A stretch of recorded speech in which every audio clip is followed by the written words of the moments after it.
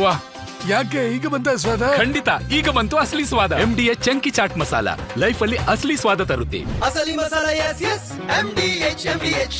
Sandalwood ನಲ್ಲಿ ಕಿಚ್ಚು ಹೊತ್ತಿಸಿದ ಮಾತು, ಯುದ್ಧಕ್ಕೆ ಸಿದ್ಧ ಹೇಳಿಕೆಗೆ ಸುದೀಪ್ ಕೊಟ್ಟ ಸ್ಪಷ್ಟನೆ ಏನು? ಬೆಂಕಿ ಹೊತ್ತಿದ್ದು ನನ್ನಿಂದ ಎನ್ನುತ್ತಲೇ ವಿಜಯಲಕ್ಷ್ಮಿ ದರ್ಶನ್ಗೆ ಟಾಂಗ್ ಕೊಟ್ರ ಮದಕರಿ. ಎಲ್ಲಾ ಸುದ್ದಿ ನೋಡೋಣ ಕಿಚ್ಚನ ಯುದ್ಧ ನ್ಯೂಸ್ ಟಾಪ್ 9 ನಲ್ಲಿ. ಹೊರಗಡೆ ಒಂದು ಪಡೆ ಯುದ್ಧಕ್ಕೆ ರೆಡಿ ಆಗ್ತಿದೆ, ನಾವು ಕೂಡ ಯುದ್ಧಕ್ಕೆ ಸಿದ್ಧ. ಹುಬ್ಬಳ್ಳಿಯಲ್ಲಿ ಮಾತನಾಡಿದ್ರೆ ಯಾರಿಗೆ ಮುಟ್ಟಬೇಕೋ ಮುಟ್ಟುತ್ತದೆ, ತಟ್ಟಬೇಕೋ ತಟ್ಟುತ್ತೆ. ಮಾರ್ಕ್ ಸಿನಿಮಾದ ಪ್ರೀ ರಿಲೀಸ್ ಇವೆಂಟ್ ನಲ್ಲಿ ಮೊನ್ನೆ ಕಿಚ್ಚ ಸುದೀಪ್ ಅಬ್ಬರಿಸಿದ್ದ ಬರೀ ಇದು.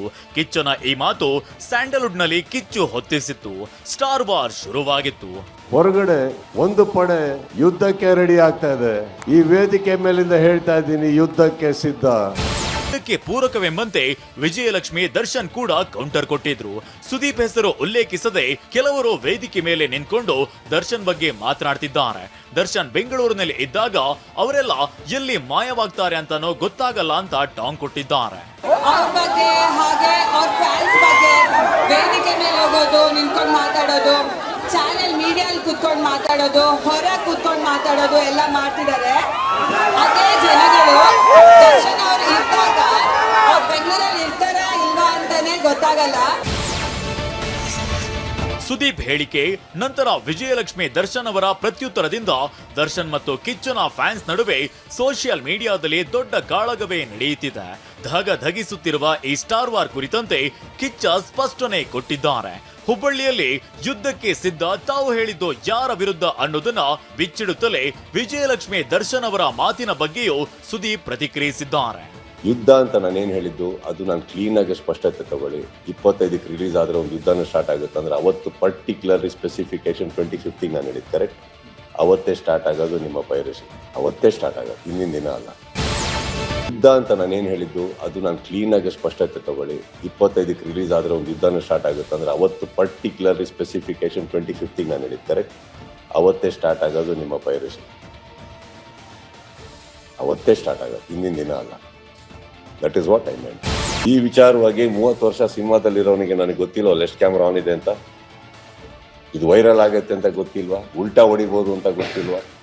ನಾನು 30 ವರ್ಷ ಆಕ್ಟಿಂಗ್ ಮಾಡಿದವನು, ಅಲ್ಲಿ ಆಕ್ಟ್ ಮಾಡಕ್ಕೆ ಎಷ್ಟೊತ್ತು ಬೇಕಿತ್ತು ನನಗೆ? ಚೆಸ್ ಆಡಬೇಕಾದ್ರೆ ನೀವು ನೋಟಿಸ್ ಮಾಡಿರ್ತೀರಿ, ನಾವು ಕದ್ದಿ ಮುಚ್ಚಿ ಚೆಕ್ ಅಂತ ಹೇಳಕ್ಕಾಗಲ್ಲ, ಚೆಕ್ ಅಂತ ಹೇಳಲೇಬೇಕು. ನಾನು ಹೇಳ್ಬಿಟ್ಟೆ ಹೊಡಿಬೇಕು ಚೆಸ್ಸಲ್ಲಿ, correct? It is not a deceiving game, it's a mind game. Piracy ನೋಡೋದಲ್ಲಿ ಯಾರ್ಯಾರು ಮಾಡ್ತಾ ಇದ್ದಾರೆ ಕಣ್ಣಿಗೆ ಕಂಡಲ್ಲಿ ಖಂಡಿತವಾಗ್ಲೂ ಸರ್ ನಾನು ಅವ್ರಿಗೆ ಹೇಳಕ್ಕೆ ಅವ್ರಿಗೆ ಅದೇ ಹಿಂಟ್ ಕೊಟ್ಟಿರೋದು. ಖಂಡಿತ ಓದಿ ಹೇಳ್ಕೊಂಡ್ಬಿಟ್ಟು ಸ್ಟೇಷನ್ಗೆ ಹೋಗಿ very strongly we are coming. ಹಿಡ್ದವ್ರನ್ನ ಮರ್ಸಿಲೆಸ್ ಆಗಿ ಒಳಗಾಕ್ಸ್ತೀನಿ, ಇದಂತೂ ಪ್ರಾಮಿಸ್. ನನ್ನ ಸಿನಿಮಾ ನಾನು ಕಾಪಾಡ್ಕೊಬೇಕು. ನಾನು ಹುಬ್ಬಳ್ಳಿಯಲ್ಲಿ ಮಾತನಾಡಿದ ಮರುದಿನ ಬೆಂಕಿ ಹೊತ್ತಿಕೊಂಡಿಲ್ಲ. ಆದ್ರೆ ನನ್ನ ಮಾತಿಗೆ ಯಾರೋ ರಿಯಾಕ್ಟ್ ಮಾಡಿದ ನಂತರ ಕಿಚ್ಚು ಹೊತ್ತಿದೆ. ಅವರು ಹೇಳಿದ್ದು ನನಗೆ ಅಂತಾದ್ರೆ ಆಗ ನಾನು ಏನು ಉತ್ತರ ಕೊಡಬೇಕೋ ಕೊಡ್ತೀನಿ ಅಂತ ವಿಜಯಲಕ್ಷ್ಮಿ ಹೆಸರು ಹೇಳದೆ ಸುದೀಪ್ ಪ್ರತಿಕ್ರಿಯಿಸಿದ್ದಾರೆ. ಸುದೀಪ್ ಹಚ್ಚಿದ್ದಿದ್ರೆ ನೆಕ್ಸ್ಟ್ ಡೇ ಹತ್ಬೇಕಿತ್ತು, ನೆಕ್ಸ್ಟ್ ಡೇ ಸೈಲೆಂಟ್ ಆಗಿತ್ತು. ಒಂದು ರಿಯಾಕ್ಷನ್ ಅಂತ ಬರ್ತಾ ಇರೋದು ನನ್ನಿಂದಲ್ಲ. ದಯವಿಟ್ಟು ಹೋಗಿ ಅವ್ರಿಗೆ ಕೇಳ್ಕೊಂಬನ್ನಿ, ನೀವು ಯಾರಿಗೆ ಹೇಳಿದ್ದು ಅಂತ. ನಮಗೆ ಅಂತ ಹೇಳಿ ನಾನು ಅದಕ್ಕೆ ಕರೆಕ್ಟ್ ಆಗಿ ಏನು ಉತ್ತರ ಕೊಡ್ಬೇಕೋ ಕೊಡ್ತೀನಿ. Please ask that person who they made. ಅವ್ರು ಯಾರಿಗೆ ಹೇಳಿದಾರೋ ಪಾಪ, ಅವ್ರಿಗೆ ಏನ್ ನೋವಿದೆಯೋ ನನಗೆ ಗೊತ್ತಿಲ್ಲ. ನನ್ನ ಬಗ್ಗೆ, ನಲ್ಪಾಡ್ ಬಗ್ಗೆ, ರಾಜಗೌಡ್ರ ಬಗ್ಗೆ ಅಂತ ನಾವೇ ಅನ್ಕೋಬೇಕು. ಇಷ್ಟು ಕ್ಯಾಮ್ರಾ ಇದೆ, ಇಷ್ಟು ತಾಕತ್ತಿದೆ. ನಾನಂತೂ ಹೇಳಿದೆ ನಾನು ಯಾರಿಗೆ ಹೇಳಿದ್ದು ಅಂತ. ಹೇಳ್ಸಿ, ನಮ್ದೇ ಅಂತ ತಗೊಂಡ್ರೆ ನಾವು 3 ಜನನೂ ಬರ್ತೀವಿ ಉತ್ತರ ಕೊಡ. ಹೇಳ್ದೇನೆ ನಾನು ರಿಯಾಕ್ಟ್ ಮಾಡೋದು ತಪ್ಪಾಗುತ್ತೆ. ವೇದಿಕೆ ಹತ್ತಿ ಏನೋ ನಾನು ಅದು ನೋಡಿಲ್ಲ, ಇವತ್ತು ಇಂಟರ್ವ್ಯೂಲ್ ಯಾರೋ ಹೇಳಿದ್ರು ವೇದಿಕೆ ಹತ್ತಿ ಇಂಟರ್ವ್ಯೂಗಳು ಕೊಡ್ತಾ ಇದಾರೆ. ಅಲ್ಲಿ ನೋಡಿದ್ರೆ DK ಸರ್ ಹತ್ತುತ್ತವ್ರೆ, ಸಿದ್ದರಾಮಯ್ಯ ಅವರು ಹತ್ತುತ್ತವ್ರೆ, ವೇದಿಕೆ ಇಂಟರ್ವ್ಯೂ ಕೊಡ್ತಾವ್ರೆ. ಅವರ ಈ ಕಡೆ ಇವರು ಶಿವಣ್ಣ ಅವರು ಹತ್ತುತ್ತಾ ಇದಾರೆ. ಅವರ ನಾವು ಹತ್ತುತ್ತಾ ಇದೀವಿ. ಯಾರು ಅಂತ ಗೊತ್ತಿಲ್ಲದೆ ನೀವು ನನಗೆ ಕೇಳೋದು ತಪ್ಪಾಗ್ಬಿಡುತ್ತಲ್ಲ. ಪಾಪ ಅವ್ರು ಏನ್ ನೋವಲ್ಲಿದಾರೋ, ಯಾರ ಬಗ್ಗೆ ಮಾತಾಡ್ತಾ ಇದಾರೋ ನನಗೆ ಗೊತ್ತಿಲ್ಲ. ನಾವು ಆ ಥರ ಅಲ್ಲ, ಯಾವ್ದೋ ಹೆಣ್ಮಗು ಬಗ್ಗೆ ಮಾತಾಡಲ್ಲ. ಪ್ರತಿ ಕಡೆ ಕೂತಲ್ಲಿ 45 ಹೊಗಳ್ತೀನಿ, ತಮ್ಮ ಅಂತೀನಿ. 45 ಬಗ್ಗೆ ಮಾತಾಡ್ತೀನ, ಅರ್ಜುನ್ ಬಗ್ಗೆ ಮಾತಾಡ್ತೀನ. ದಯವಿಟ್ಟು ಶಿವನ್ಗೆ ಹೋಗಿ ಕೇಳಿ, ಸುದೀಪ್ ಅವ್ರು ನಿಮ್ಗೆ ಆಡಿದಂತ ಅವ್ರು ನಕ್ಬಿಡ್ತಾರೆ. ಚಿತ್ರರಂಗದಲ್ಲಿ ಬೇರೆ ಕಲಾವಿದರೇ ಇಲ್ವಾ? ಅವ್ರು ಯಾರು ಯಾಕೆ ಅನ್ಲಿಲ್ಲ ಅವ್ರಿಗೆ ಹೇಳಿದ್ದು ಅಂತ? ಚಿತ್ರರಂಗದಲ್ಲಿ ಉಪೇಂದ್ರ ಸರ್ ಇದ್ದಾರೆ, ಶಿವಣ್ಣ ಇದ್ದಾರೆ, ದುನಿಯಾ ವಿಜಯ್ ಇದ್ದಾರೆ, ಗೋಲ್ಡನ್ ಸ್ಟಾರ್ ಇದ್ದಾರೆ, ರಿಷಬ್ ಶೆಟ್ಟಿ ಇದ್ದಾರೆ, ರಕ್ಷಿತ್ ಶೆಟ್ಟಿ ಇದ್ದಾರೆ, ಧ್ರುವ ಸರ್ಜಾ ಅವರಿದ್ದಾರೆ, ಯಶ್ ಇದ್ದಾರೆ.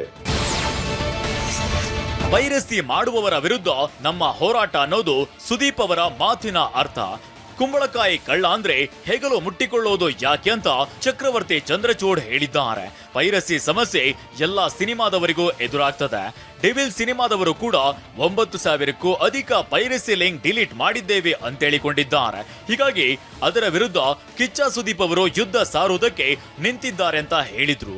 ಈ ತರದ್ ಎಲ್ಲಾ ಪಡೆಗಳ ವಿರುದ್ಧ, ಈ ತರದ್ದೆಲ್ಲ ಕುಚೋದ್ಯದ ವಿರುದ್ಧ ಮಾರ್ಕ್ ಸಿನಿಮಾ ತಂಡ, ಅದರ ಅಧಿನಾಯಕ ಕಿಚ್ಚ ಸುದೀಪ ಅವರು ಒಂದು ಯುದ್ಧ ಮಾಡ್ತೀನಿ ಅಂತ ಹೇಳಿದ್ದಾರೆ. ತಪ್ಪ? ಕುಂಬಳಕಾಯಿ ಕಳ್ಳ ಅಂದ್ರೆ ಹೆಗಲು ಮುಟ್ಕೋಬೇಕು. ನೀವು ಬೇರೆದ್ನೆಲ್ಲ ಮುಟ್ಕೊಂಡ್ಬಿಟ್ರೆ ಏನ್ ಮಾಡೋದು ನಾವು? ಇದನ್ನ ಎಲ್ಲಾ ಸಿನಿಮಾದವರು ಫೇಸ್ ಮಾಡಬೇಕು. ಡೆವಿಲ್ ಸಿನಿಮಾ ತಂಡಕ್ಕಿರ್ತಕ್ಕಂಥ ಸವಾಲು ಕೂಡ ಅದೇ. ಡೆವಿಲ್ನವರು ಹೇಳ್ಕೊಂಡಿದ್ದಾರೆ 9,551 ಚಿಲ್ಲರೆ ನಾವು ಪೈರಸಿ ಲಿಂಕ್ಗಳನ್ನು ತೆಗೆದ್ವಿ ಅಂತ. MDH ಚನ ಮಸಾಲ. ಈಗ ಕಡಲೆ ಇರಲಿ, ಹಲಸಂಡೆ ಬೀಜ, ಕಪ್ಪು ಕಡಲೆ ಅಥವಾ ಬಿಳಿ ಕಡಲೆ, ಎಲ್ಲವೂ ಸ್ವಾದಿಷ್ಟವಾಗುತ್ತೆ. MDH